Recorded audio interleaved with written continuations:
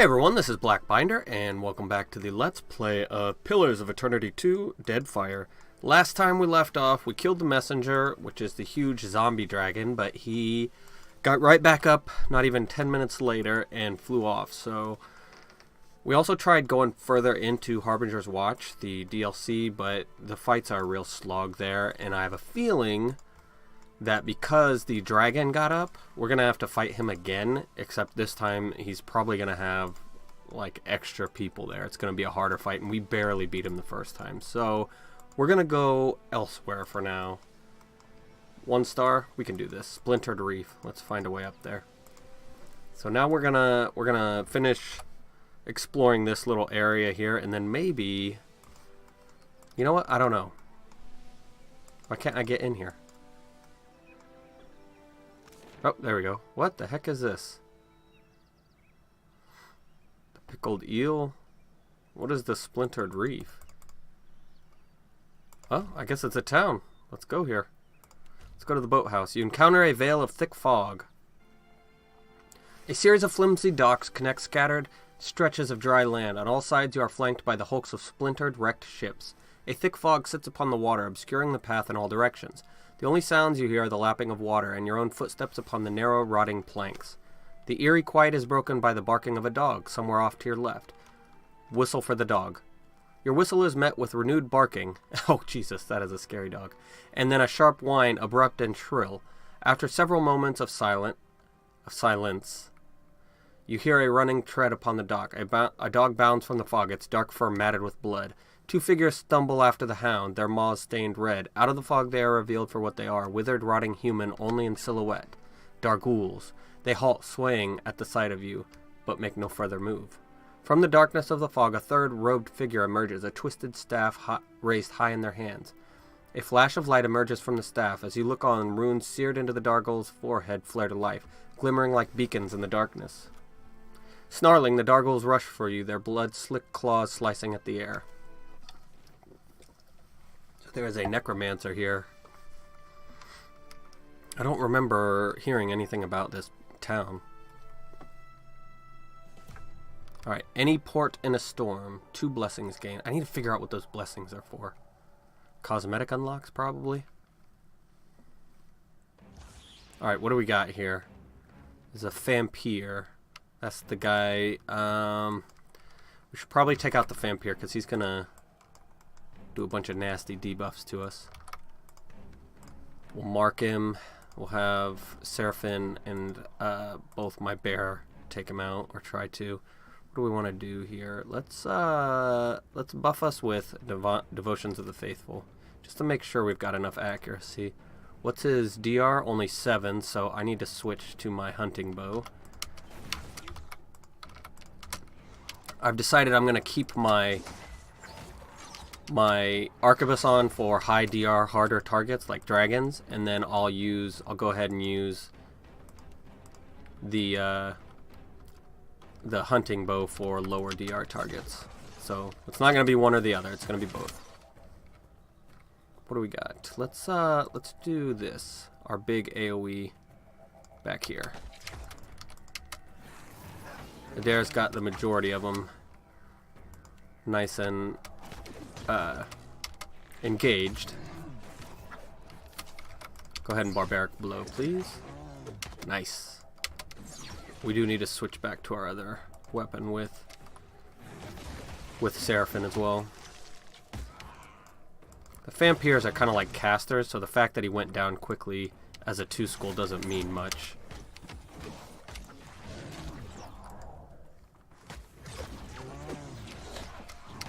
Whoa, he teleported all over the place. These guys still got low armor, so I'm going to keep on my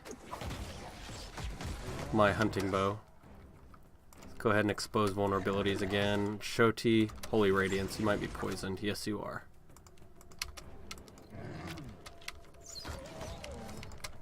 Alright, these guys are doable.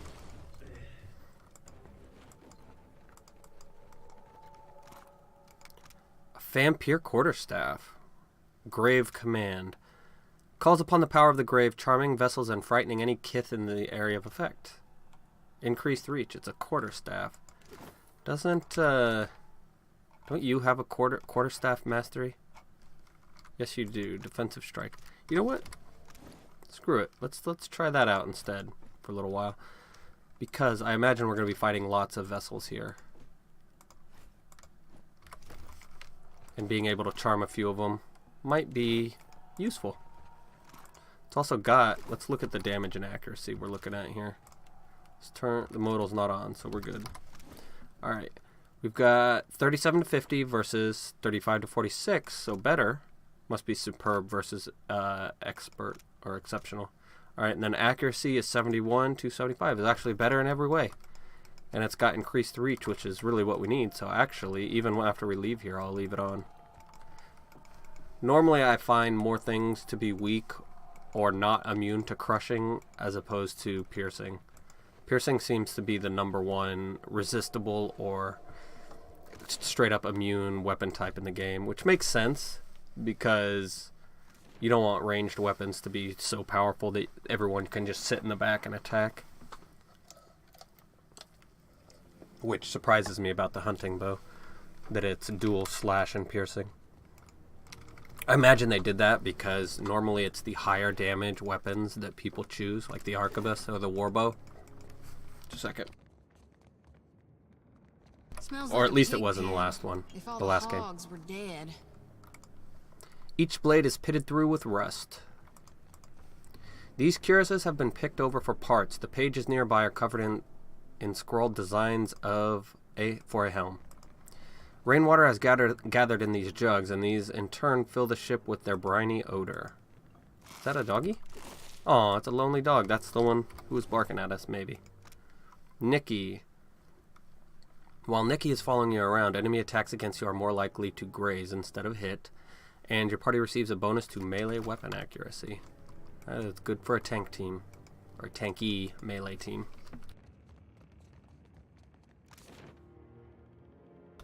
Alright, let's go to the Sea Lash Crypt. It seems like it'll be easier to get to, even though I'm guessing it's going to be a larger area than the Pickled Eel.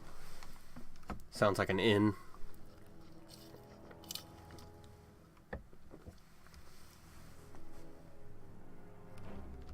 Skeletons. Easy. Oh, no, Vampire. Spoke too soon. Let's mark him and then go after him hardcore. Adair charge the armsman and hopefully get everyone else's attention. Alright. Now you start working on your shots. Shodi, I want you to go ahead and do this. And she's going to do her big AoE, and Adair is going to leap out of the way. Right here.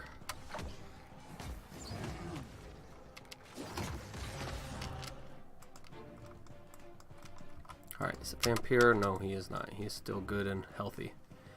Let's do Flame Wall, why not? Lots of AoE. Holy cow, there's a lot of people here. Shodi, I need you to heal. Adair, you are getting hit by something, or are you paralyzed? Shit. I think he's paralyzed or something. Heal yourself. Who is doing all that damage? 50 frickin' 7? Damn, it's that Risen Armsman shooting me. All of them. And there's another Vampire back there as well. Shodi, keep healing.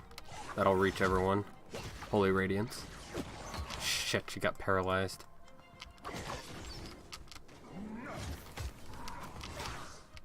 Alright, maybe we shouldn't have gone up so far. Let's retry that. We're gonna let the skeleton come to us. Because, my god, that was a big fight.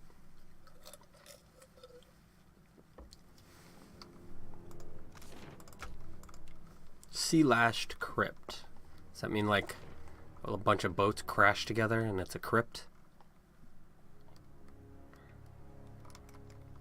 I'm surprised Adair went down so quickly.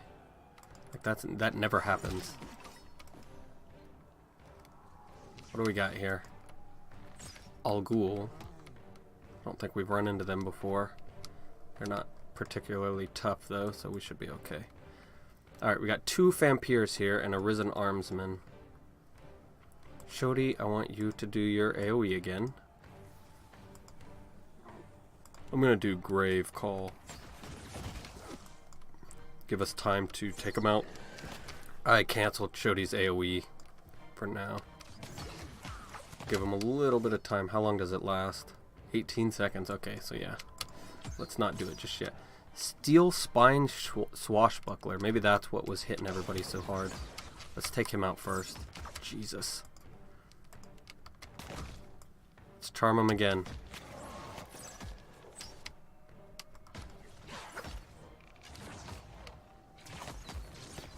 Cast it. Why are you waiting? Alright. Let's try this again. Except this time we're going to the pickle deal. That was one... This is a crazy fight. Maybe I'm supposed to come in from the other direction? But that doesn't make any sense. Because I can't get to the glowing outcrop. Maybe someone in the pickle deal will be able to tell me what's going on here. We'll try that fight one more time. And then we'll have to leave. This next time I try it, I will wait for all of the undead to get here, and I'm gonna charm the ones in the back, the risen armsmen. Up on the balcony, a tall, lanky figure who looks like a zombie waves frantically for your attention. That done, he ducks down again behind the railing. It is not an effective hiding place. Yeah, he's definitely a zombie. I do hope we're not on the menu. They're all zombies and skeletons. I'll wager you've a thirst. Drink, sir? The man at the bar goes about his busyness in merry defiance of the fact that he appears to be semi-decomposed. Behind him, a dwarf hangs upside down over a barrel. Blood streams down into the bucket from a wound in his wrist. From time to time, the dwarf twitches feebly. Ain't got much on the menu, truth be told, but an ale ought to hold you over until Zolka and her people turn up with supplies. Then you can enjoy the catch of the day. Here, newcomer, first drinks on the house. He pours from a nearby pitcher, filling a goblet with an unmistakable red liquid, thick and dark. The coppery odor hits your nostrils with force. The barkeeper slides the goblet across the bar to you. I just need to drink it. You tip back the goblet, take a long drink, and promptly gag, spitting blood all over the barkeeper, the floor, and your feet. What the? You'll have no more drinks here if you can't stomach them. I have terrible constitution. I should have known that wouldn't have worked. He swipes irritably at the front of his shirt, then turns away with a muttered oath. Let's talk to Copperhead. Good, good. I thought for sure you'd wander off. Get yourself into trouble. The man before you, or creature perhaps, as his skin is as grayed and withered as that of the other patrons, wears a helmet 2 sizes too large for him. It tips from side to side as his head moves. I'm Copperhead. That's what they call me. Friendly nicknames. You know how it is. I know you're different from the others. I can see it. What are those strange runes? Everyone in here seems to have one. 15 perception lets us choose this one. Oh, right. Have a look. He tips the helmet back just far enough that you can start to see the outline of a rune upon his forehead. You, eh? You stick out like a cat in a kennel. He simpers nervously, eyes darting left and right. It's not safe here. Not where everyone's looking, listening. I have a house, out on the outskirts. They don't mind me keeping to myself. We can talk there. Very well, I'll meet you there. Look out for the ones in charge. Them with the staffs. They spy you, things will get bad in a hurry. Zulka, especially she. I have to go.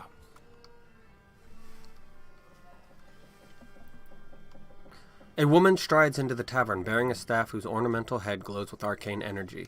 She strikes the staff upon the ground once, and the tavern fills with eerie light as the runes carved upon each vessel's forehead begin to glow. Zulka mutters something under her breath, and a faint aura ripples around the 2 bound kith standing behind her. That done, she makes a sweeping gesture of the arm with all the showmanship of a theater performer. Menzago has brought you a feast, my friends. Livestock and game. Tonight, we eat well. Everyone in the tavern cheers as the kith are carted into a back room. Copperhead, you are not staying for the celebration? Copperhead freezes mid-slink, grinning insipidly. Not today, Zulka. I've had my fill, really. Another mouthful and I'll split down the seams. He bobs his head in a feeble bow, then scuttles away. Zulka's attention drifts back toward the crowd. Alright, we need to avoid her.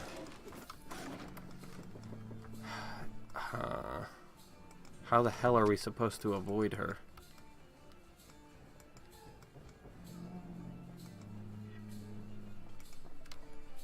Well, Let's do as he asks and avoid them for now. Are we all stealthed? Yes. We might be able to...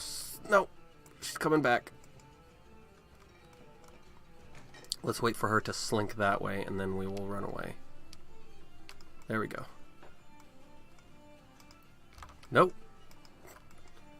Her pathing is too quick. Go. We'll slow it down just to be sure.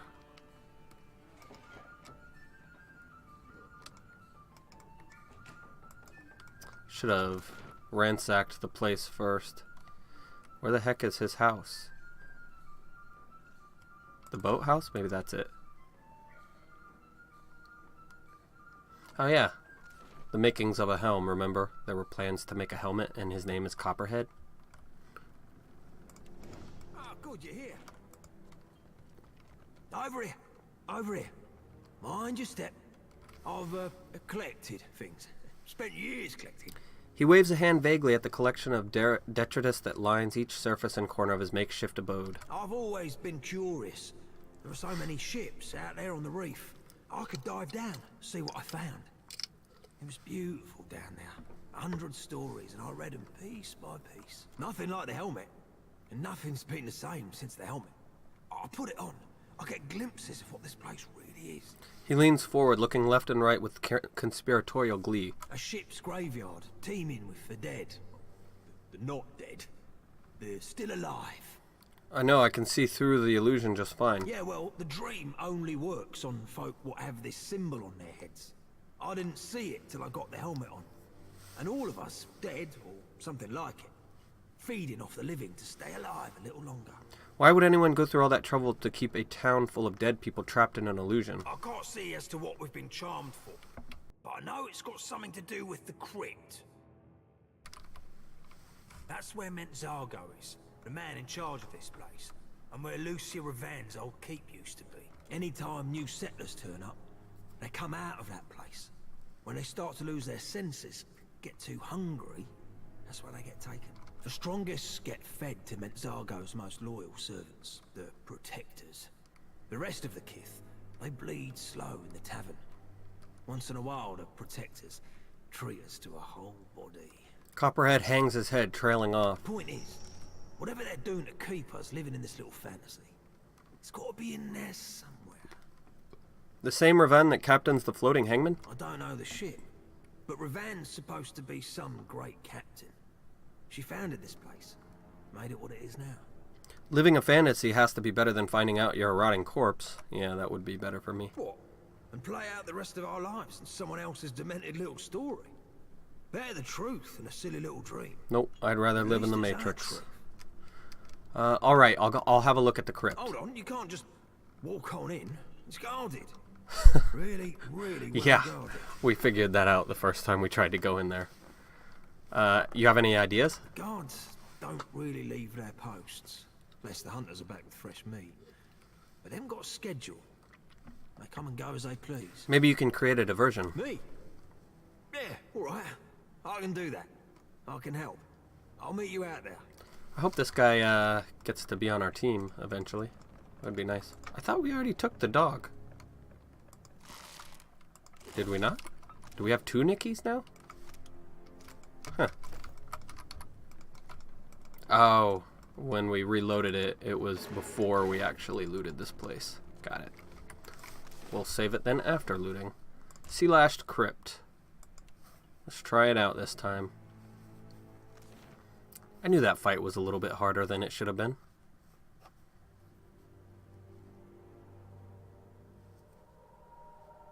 Hey, down there. I think I got turned around. It's the weirdest thing. You all look like corpses. Well, you just gave up your anonymity. I'm thinking, ah! Yeah, what were you thinking, dude? I didn't ask you to freaking get yourself killed for me.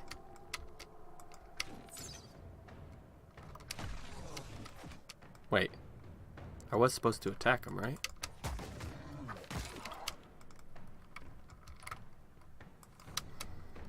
There's still a bunch of them, but maybe not as much as before.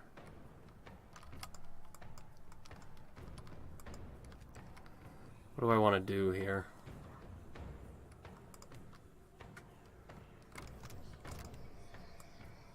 Let's do Wilting Wind, just to really screw him over. We're going to heal once and then do our big attack. Alright. Big attack, right there. And my guy can handle these skeletons. He one-shots them, so it's kind of a waste to get him doing it, but that's fine. Heal yourself, please. Or die. That's okay, too. You, Vigorous Defense. I need to keep someone alive here. Jesus, a phantom. The vampire jumped back. I need to jump away. Nope, my guy went down. Okay. Still a very hard boss. However, what do we got here? Let's reload real quick. I should have loaded my autosave. There's gunpowder barrels, and we also have grave calling, so we need to take use of that. It is an easier fight, but not by much. Well, yeah, it is. All the risen armsmen are gone except for like one, and those guys were frickin' pounding me. Hey, down there. I think I got turned around. It's the weirdest thing. You all look like corpses. I like you, Copperhead. What was I thinking? Ah! Alright, let's save it real quick. What do we want to do? Are my guys in formation? Get in formation first of all. And have Adair come out and grab them and bring them back. Alright, now while he's doing that, let's have Shoti give us Devotions of the Faithful. Everybody, hold your damn positions. Stop moving when I don't tell you to.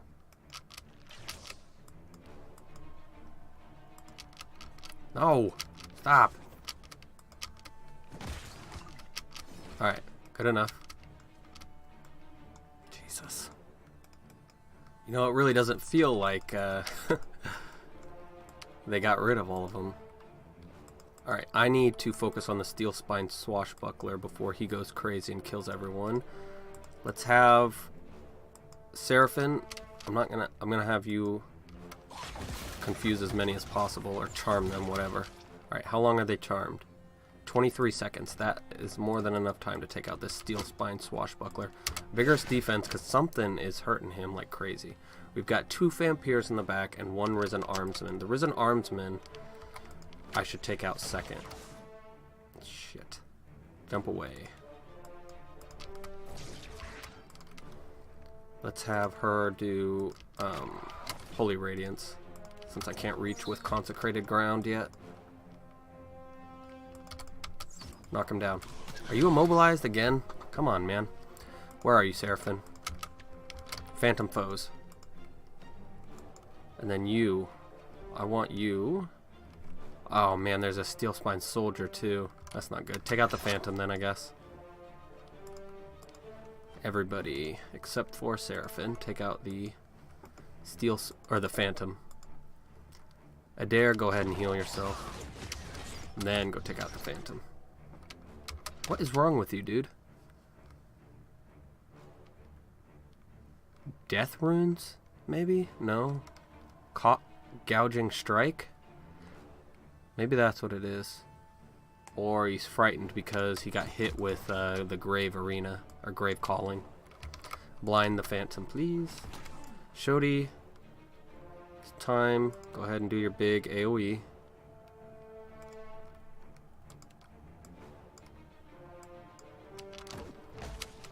Aloth, do your big AoE as well. Adair, pull him. No, you can't pull him either.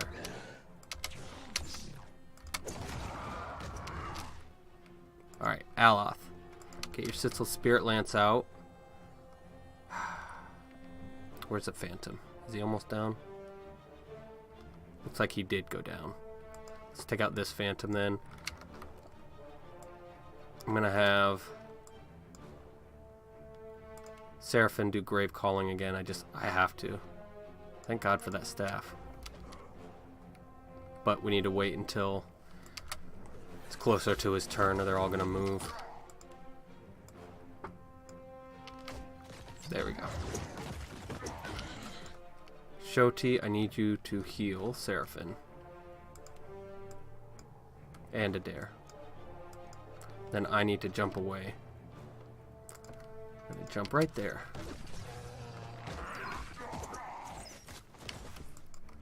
Shoti, Iconic Projection. Oh my god, Aleph, how are you over there?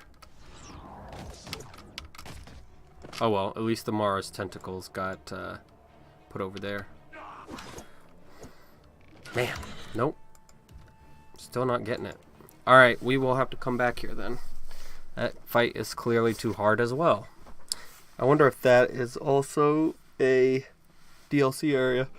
Probably not. I wonder what that means. If it's the banner for the people who live here, maybe?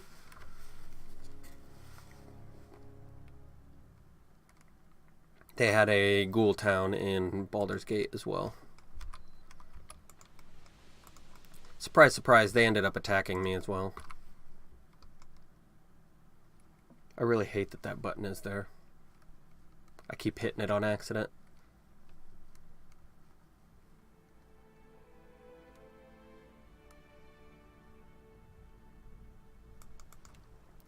Go back up.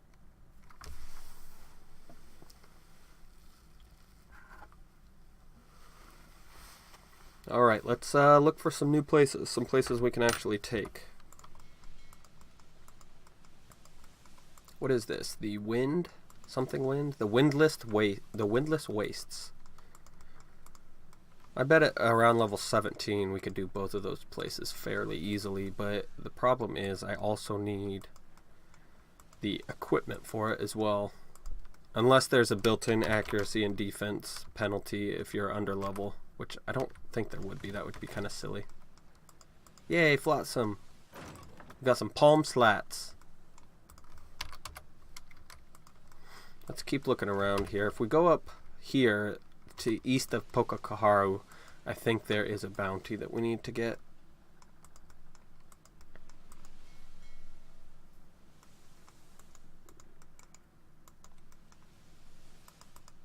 Let's turn on the follow camera while we're doing this. Make it a little bit easier.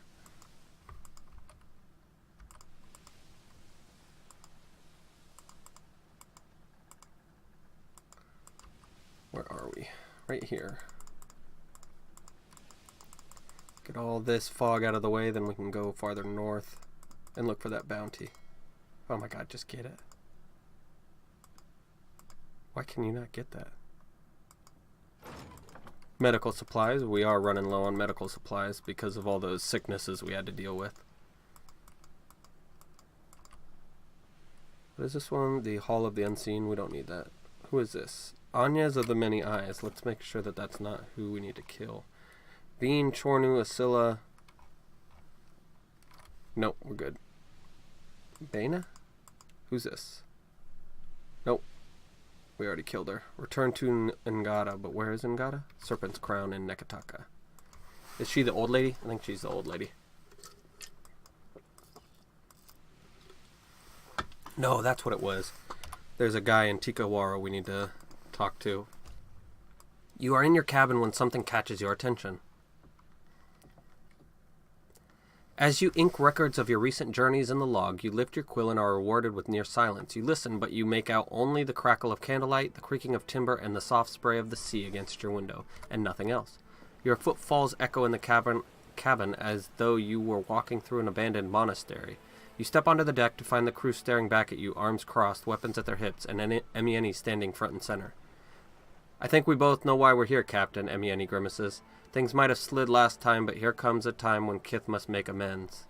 There comes a time when Kith must make amends. The crew's unhappy, and Emieni's words lurk low and calm, as if reasoning out a problem. How does that happen? Lack of planning? Who does the planning? Great, they're mutinying. Playing the crowd, Emieni turns around, arms wide. If that's the case, we must not have a captain. We can't sail without a captain, can we? Now who do you think should be captain? You? Watch yourself, Shield Sister Dahlia warns the mutineers, tone grim. Nobody's talking to you, Emieni snaps. The moment's going to come when you'll have to reckon the wages of loyalty. Dahlia frowns, meeting your eyes briefly, and looks away. Emieni extends a hand before a wily grin. This doesn't have to get bloody, Trisau. Let's diffuse it with words. The crew watch you as you consider your next words. Killing each other only creates more problems. Put down your weapons, and let's discuss this like civilized kith. Emieni sneers, but it's a defeated sort of anger, like a badger caught in a trap. The mariner's weapon falls to the deck, and the other mutineers reluctantly follow suit. Dahlia steps forward, baton in hand. Let them go, Emieni says. They wouldn't be here if it weren't for me. I take full responsibility for this. Dahlia looks at you. Diplomacy wouldn't work if you backslid every time. You spoke for peace. We need to put this behind us. Let them get back to work. Well, that was easy enough to dissuade them.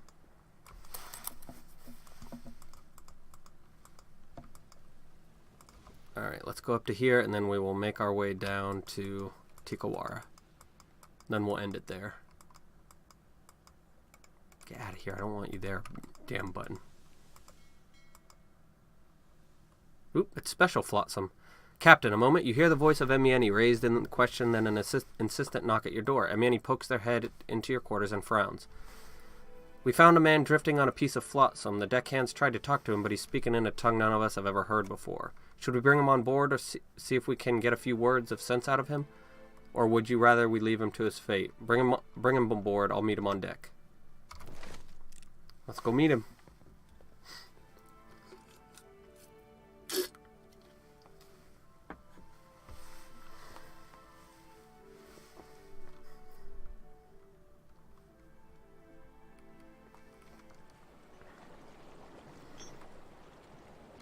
He looks well enough. You find a young man waiting for you on deck. He wears heavy clothing of a kind you've never seen, the colors of his tabard bold and bright. He stands, but barely. Sodden, sun-scorched, and battered, he can hardly keep his feet. He stumbles forward a bit, then rights himself. He looks at you warily, bleary-eyed, exhaustion heavy on his shoulders. Are you all right?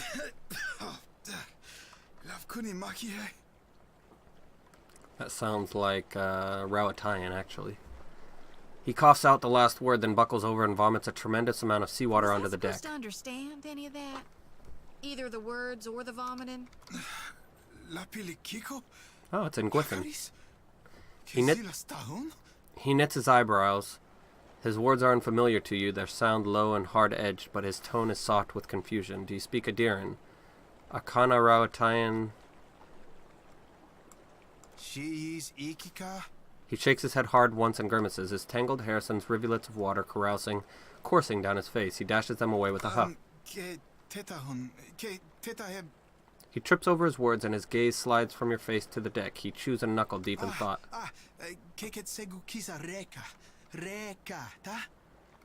His eyes light up with the first expression of happiness you've seen from him. As he pronounces his name for you, he taps the center of his forehead. I got it. Your name's Reke. He pumps his fist a bit, pleased to have finally managed to communicate with you. Relief brings a bright blush to his pale cheeks. He turns away then, casting his gaze over the rough sea. What he's thinking is unclear, but you can guess by the vein pulsing hard in his neck and the tight fists at his sides that he seems to be coming to a decision.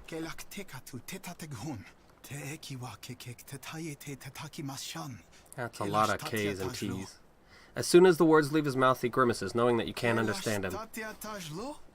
He repeats his last sentence, this time gesturing to the length of your ship, to you, to your crew, and lastly to himself. It would seem he wishes to travel with you. Nod. Welcome aboard, Reke. Though he doesn't understand your words, he grasps well enough your meaning. Reke gives you a small smile and quick nod of his head in acknowledgement, or perhaps in thanks. We've already got a fighter, so let's go fighter monk. I want to talk to him. What do we do with blessings? I'll figure out what to do with blessings before the next episode. Excuse me.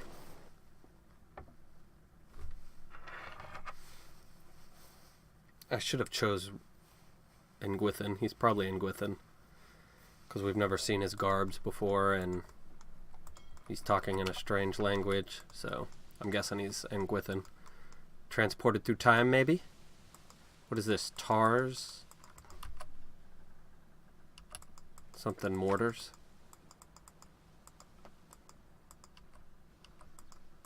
Subterranean temple.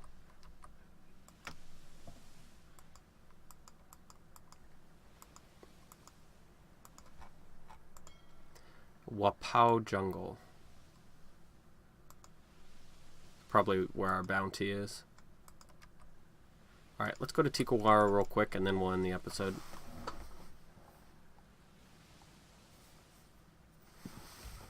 You hear a knock at the door to your quarters. Lots of crew events lately. An unexpectedly cold wind blows across the deck of the ship, and even after several hours has not abated. Beadle sheepishly knocks at your door. Oh yeah, ceremoniously toss 1,000 copper overboard. We've already done that. Now let's share more with them. We actually... nope, I guess they don't care. Last time we did that, they asked for more money. And I didn't have it, but I gave them a little less than what they asked for, or what they wanted. Oh well.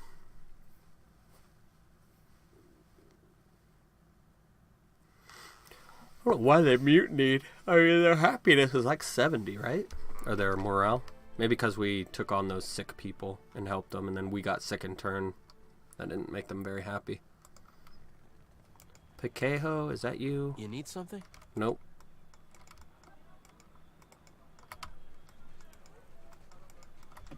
See if we can find him real quick. Is it Tekehu, maybe? Forget who exactly we're looking for. But I'll know him when I see him. Or her.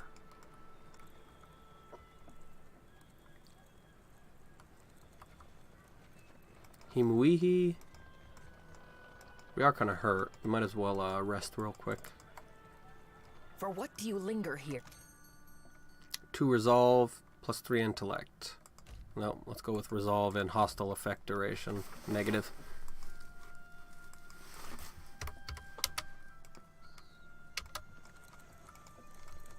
I hope he's not out on the island itself. That would be annoying.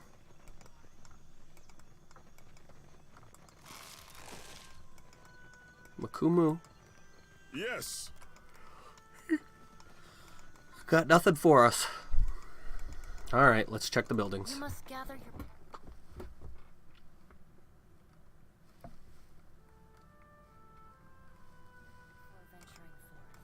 Nairi? The gods give and Nope.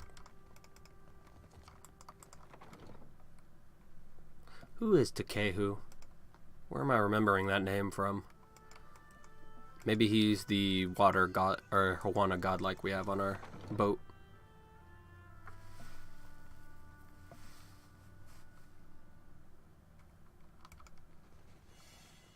Oh, what do we got in here? Nothing worth stealing. The potion of merciless gaze would be nice, but we can craft those if we need to. They convert hits to crits. Very useful when you don't have enough accuracy to reliably crit. Tiana? No. Chieftain's Lodge. This is the last place we can look. Wonder where the guy is. We're doing it for Maya, so maybe we actually need her in our party.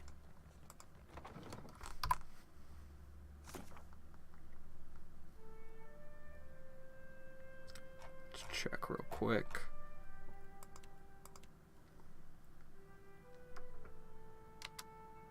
Harama is who we're looking for. He is a Rawatine slaver in Tikawara is what it said, so let's... Can I actually switch up my formation? for what do you linger here? At last. Let's dismiss Aloth for now and grab Maya.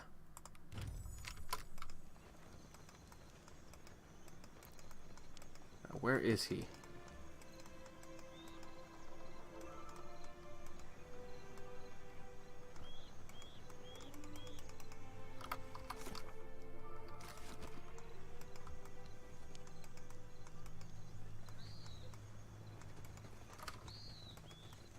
Hopefully he's not the dude that was floating in the water. go on the island then and check. Maybe he's out there somewhere. Must gather your party. Leave on foot. And then this will also reload the area if that's what we needed to do. Because we just got Maya. We might need to reload the area to get him to spawn.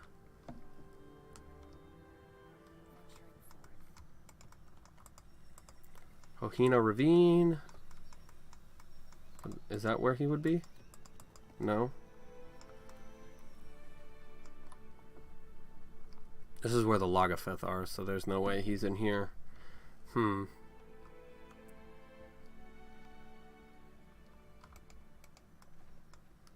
I guess we might as well check.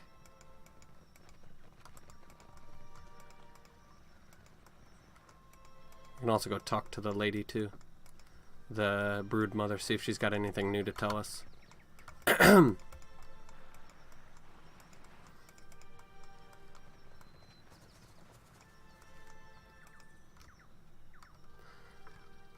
Leave, backing away slowly. So apparently she's not very happy with us. Makes sense, she let us go once. Let's talk to Maya real quick. Your orders, Captain? That's weird. Wonder why she had the talking icon on her. Maybe she wanted to talk while we were in Tikawara. And I just didn't notice.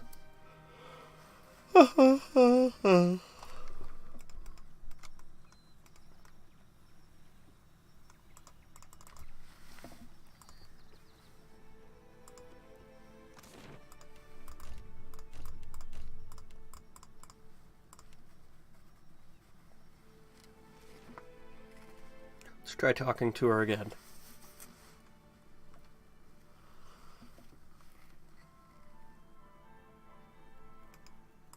I'll be half worried about our friends from the Reach, Maya. They were doing fine without our help. Yeah, saying though, go too long without release, you risk the bits getting all clogged up. Ah, we can only watch and pray they help themselves. Speak your mind, Captain. Nope. Come on. There's only so many places he could be. Step back, all Yep, of you. okay, we had to reload. The broad-shouldered Amawa at the center of the huddle takes a cautious step back. His gaze never breaks from the tribesmen who have him surrounded, and his hands never stray far from his weapons. You've all got the wrong idea. I'm waiting for a shipment of sailcloth from the homeland. Is that going to be a problem? His expression turns stony as the implied threat crosses his lips. Then what say you about this?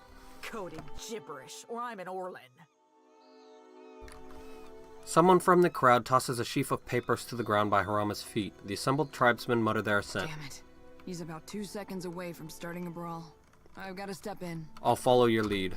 She clears her throat loud enough to turn heads in the direction of your party. One against a mob isn't exactly even. Ever heard of a fair fight? Maya cracks her knuckles and rolls her shoulders. Where did you learn to negotiate? Ha!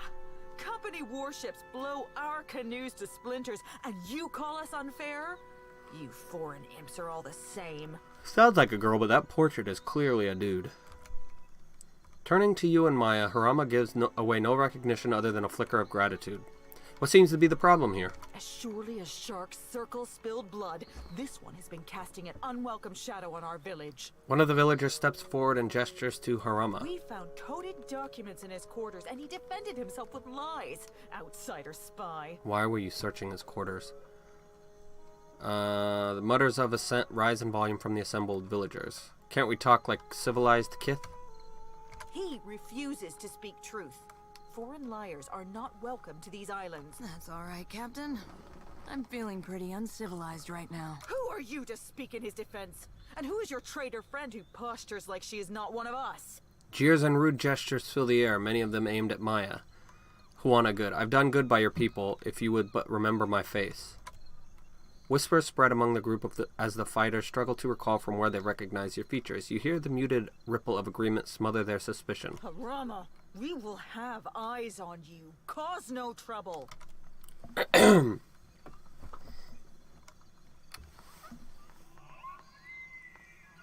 owe you thanks for that, stranger. Now here is a welcome sight. He turns to face Maya, and a smile brightens his features. Is that little Ashiza? Hop over here, you old terror. Harama opens his arms, and Maya's bird darts enthusiastically closer, pecking at Harama's shins. Ishi town. You don't know where he's been. Maya arches her brow, smiling in spite of herself. Say nothing. I would say that we should visit the closest tavern and toast to life. But for once, I might be the odd man out. He appraises you with a curious smirk. Captain, this is Harama. We were shipmates on the Flying Buttress. She nods to him, their eye contact lingering an extra moment. That's a word for it. You could also say we were... Loyal servants of the homeland. That's enough out of you. Maya touches her brow and shakes her head, hiding the hint of a I'm smile. afraid this isn't a social visit. This comes from up high. She passes him a roll of parchment. His demeanor hardens the moment he unseals the missive, warming his tongue over his teeth. Harama lifts up the parchment to view it against a light source.